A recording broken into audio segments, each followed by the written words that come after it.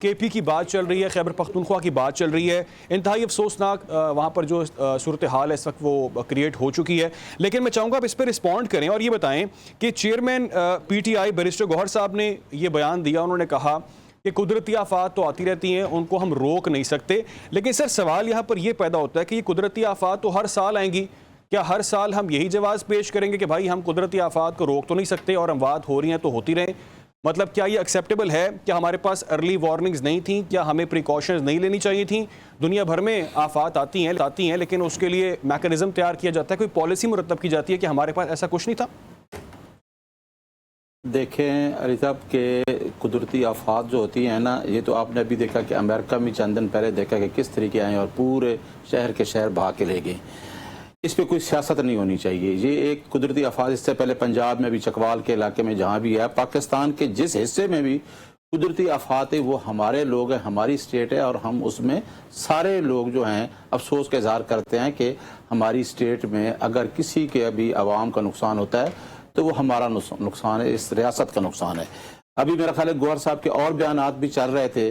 انہوں نے کہا کہ صوبائی حکومت بھی لوگوں کو ریسکیو کرنے میں پوری ہیلپ کر رہی ہے، NDMA سے ہیلپ مانگتے ہیں، فیڈرل حکومت بھی اس میں انوالو ہو.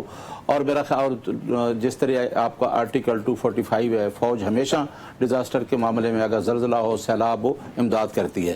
دیکھیں اتنی بڑی قدرتی آفات جس طرح کراؤڈ برسٹ ہوا ہے، اتنی بڑی اچانک سڈنلی چیزیں ہوتی ہیں نا، میرا خیال ہے کہ اس معاملے پہ ہمیں کوئی بھی سیاسی تنقید نہیں کرنی چاہیے.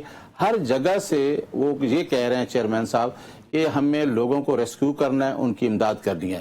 اور یہ قدرتی آفات پہ تیار، آپ کی بات ٹھیک ہے، تیار ہونا چاہیے. وہ تو آپ دیکھیں کہ ہمارے ہر لیول پہ، جہاں فیڈرل میں نے کتنے واقعات دیکھے ہیں، جہاں بھی ہو حکومت کو، وقت حکومت کو اس کے لیے تیاری، اور خاص کر اطلاعات جو ہوتی ہیں NDMA کی طرف سے ساری جو اطلاعات ہیں وہ پوری ہونی چاہیے کہ آپ کو پتہ ہونا چاہیے کہ لوگ پہلے اس علاقے کو ریسکیو کر سکیں.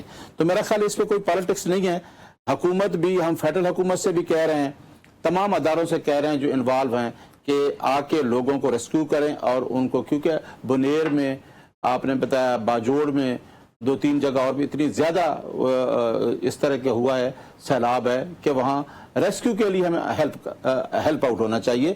تمام گورنمنٹ سے ہماری ریکویسٹ ہے کہ یہ عوام کا جو مین سٹیک ہولڈر ہیں اسٹیٹ کے، ان کا مسئلہ ہے.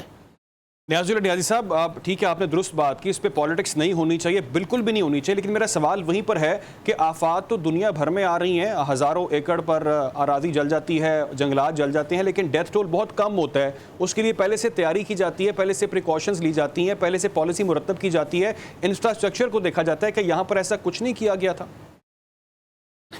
ٹھیک ہے، آپ کی بات ٹھیک ہے. میں کہتا ہوں کہ حکومت کو اس کے اوپر بالکل پہلے تیاری ہونی چاہیے کہ اگر یہ جو دریاؤں کے کٹاؤ ہوتے ہیں، بہاؤ ہوتا ہے پانی کا، ساتھ لوگ انکروچمنٹ کرتے ہیں، اس کے اوپر لوگوں کو لا اینڈ آرڈر کی سچویشن، یہ ساری چیزیں ہونی چاہیے. اس کو کون ڈینائی کر رہا ہے کہ گورنمنٹ کو؟